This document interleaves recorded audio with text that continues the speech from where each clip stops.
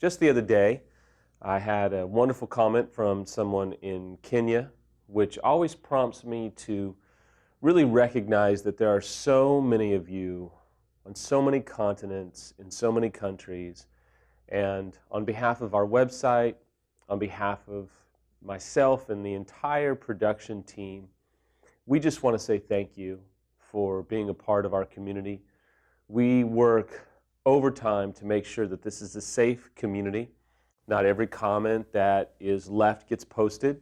Not every question that is posed gets posted because it can get a little bit dicey. But we do work as hard as we can with the resources that we have and the amount of time that we have to make sure that this is a safe community for both parties, unfaithful and betrayed. And so, as I start today, I want to just tell you that we will always make sure that this is a safe place for you. I'm not always going to tell you what you want to hear, because if you are on this video blog, I'm quite sure you're tired of just being told what you maybe want to hear, and you're maybe finally at a place, like so many of you, where you just want to be told what you need to hear because you need to heal. The thing about dealing with infidelity, whether you're betrayed or whether you're unfaithful, is it can be very isolating and in many ways very paralyzing. The unfaithful deals with their own shame and their own temptation to tuck and run. The betrayed certainly deals with so much pain and hurt that it becomes tempting to suffer silently in your own little private world because you just want to hide. And if you have kids, you just want to take care of your kids. But sometimes, in all honesty, you don't want to take care of anybody, not even yourself, because you're so full of hurt and pain. And if we're not careful, whether we're unfaithful or whether betrayed, we can seep into a mentality that's just like, no one really cares. Why am I doing this? Why am I doing all this work? No one gives a rat's behind about what I'm doing. And you kind of have this mentality that a couple of my buddies and accountabilities joke with, is that no one cares. No one cares about my struggles. No one cares about my heartbreaking moments throughout the day or my frustration parenting, or to bring it right down to what we talk about every day. Nobody cares about the betrayal that I feel, or the hurt, or the undermining of our marriage, or nobody cares about the pain that I feel for the choices that I've made and the embarrassment that I've brought upon myself and of my family. And you can struggle with self-pity, but I've talked about self-pity quite often, and I don't want to keep throwing that out today. Today I want to talk about really the struggle that we have in doing recovery work because we can feel like no one really cares. I think it was roughly 2 years after D-Day, and I was sitting in Rick's office, and I had been offered a position to return to the ministry, and we were going to leave Austin and go to Oklahoma. And the offer was great. The opportunity was even better. And I remember being incredibly alone and sitting in Rick's office and saying, we've been given this offer, we're thinking about leaving, we feel like we're in a decent place, we'd still see you over the phone or come back periodically, because that was part of Samantha's demand letter, was that I stay close to Rick in whatever capacity that looked like. And I'll never forget this moment. Rick looked at me and he said, well, if you go, I'm going to miss you. And I'll tell you, it absolutely opened me up, because for roughly 2 years, I had never heard anybody say to me, I'll miss you. I went from being surrounded by, hundreds, even thousands of people pretty frequently, having a large staff and all of that stuff, to kind of pulling the ripcord and abandoning myself to the backside of the desert where I had Samantha and I had my kids, and that was about all. I had even tried to turn work, relationships or customer-client relationship into friendships, and it was very clear, no.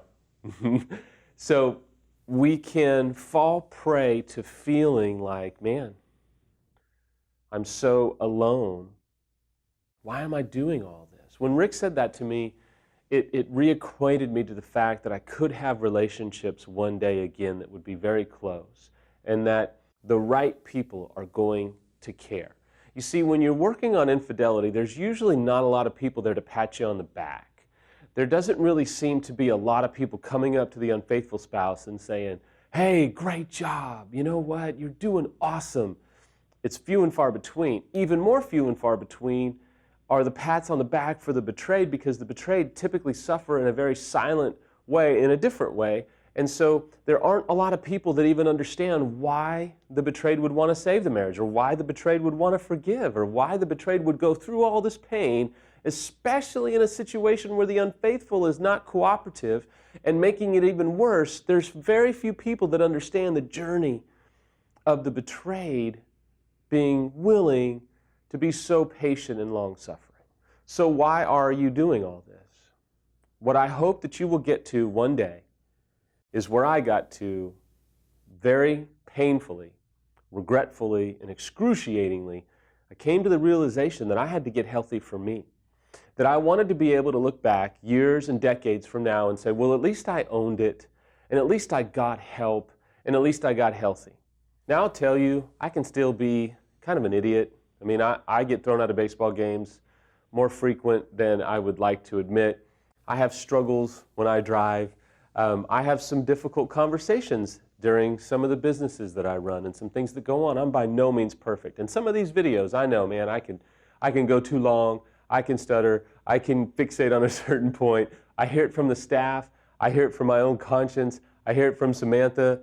And listen, when you choose to be vulnerable like this, you can't complain about the feedback that you get, because it's just the way it is. But I want to just encourage you, you've got to do recovery work for you. It can't be for your kids only. It can't be for your spouse only. It has to be for you, because I hope that one day you'll be able to look back and go, look, I brought hell upon my life, but at least I stood my ground, I owned it, and I got healthy for me. Because later on, down the road, you're going to want to get back to loving yourself. You're going to want to get back to cherishing yourself, being proud of yourself. And as an unfaithful, that's incredibly difficult, but it is absolutely possible.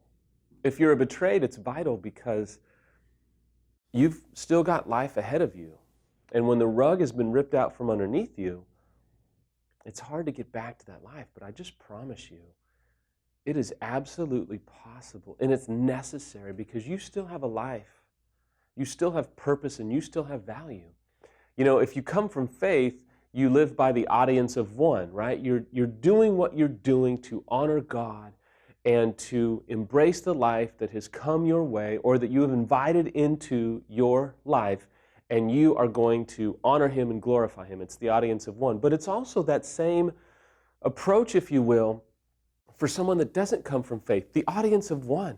You've got to do this for you. You need you. You've got to be about you. No one's going to care about you like you should care about yourself. I know parental love can be amazing, but they're going to be gone one day, and it's going to be you. You may have a new spouse, you may have the same spouse, you may have no spouse. You may have kids, you may not, and the relationship sometimes can be strained. You've got to get healthy, because it's the right thing to do for you. If you're doing this for your spouse, as soon as your spouse isn't happy or disapproves or becomes challenging to deal with, your motivation decreases. Now you are ripe for relapse. You're riper for quitting and giving up. Listen, you are worth all of this hell that you are going through. You have got to understand the critical component and motivation for your recovery is because you deserve it and you need it. Do not give up on you. You are doing this because you need healing and for your own self-respect and dignity. I'll end today with a conversation that was very, charged. It was with a friend, and it's too long to get into, but it did come to the moment where they said, I just find it funny, and anytime you hear a spouse or someone that you know really, really well say that, you better strap your seatbelt on. And they said, I just think it's funny that you would say that to me. And I was like, okay, yeah, bring it. And I interrupted him, and they said, What, you don't even know what I'm going to say. I said, oh, I know what you're going to say. Bring it. Let's go. And they went, well, I said, no. Come on. I'm ready. And they said, so you know what's coming? I said, without a doubt. And he said, I just think it's funny that you, who's cheated on his wife, are going to lecture me about such and such.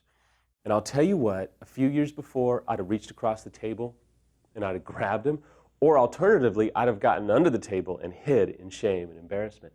And I simply said, yeah, appreciate that. Here's the thing. I really don't need your approval. I know what I've done to myself. I've embraced it. I'm in a pretty good place. You can run with me in this life, or you can simply pull the ripcord and abandon me. I'm fine. I'm pretty confident in who I am. I am who I am for me, okay? So if you want to be a part of this, awesome. If not, I'm good. I appreciate you feeling like you need to remind me of my past failures. Good for you, but I'm quite confident that I don't really need you on this train, because this train is going somewhere, and you can choose to get on or get out of the way.